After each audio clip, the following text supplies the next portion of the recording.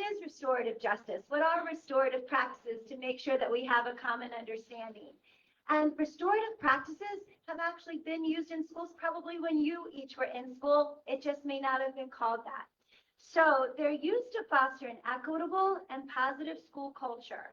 They focus on strengthening relationships and connections between individuals, both youths and teachers. So it's making those social connections student to student and teacher to student.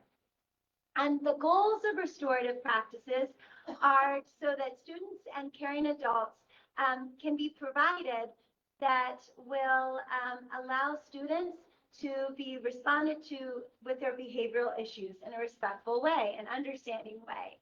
And it helps teach students how to build, repair relationships, prioritize student ownership over their own behavior.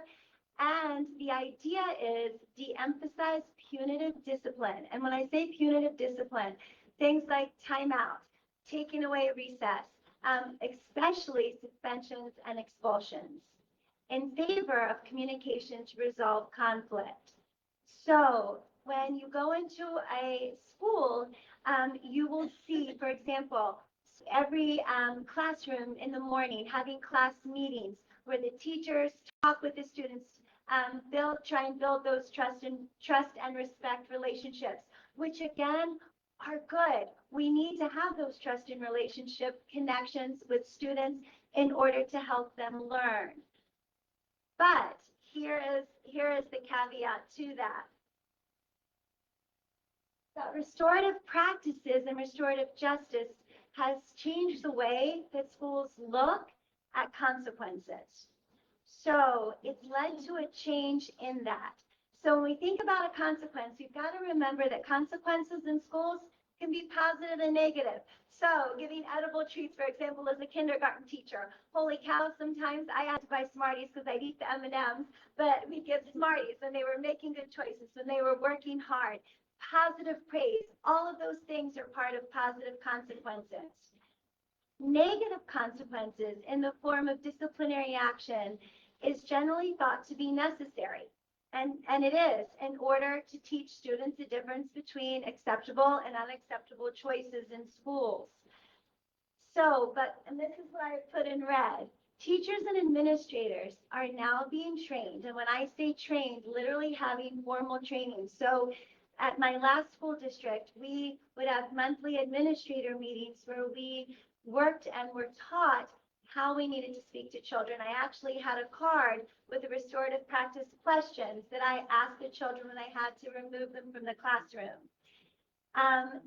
Being trained to understand that for students impacted by trauma and toxic stress, consequences that are not exclusionary or disciplinary in the traditional manner have been shown to be more effective in changing the behavior of that child who is exhibiting that behavior. So that's a lot of words, but let me just try and simplify it a little bit.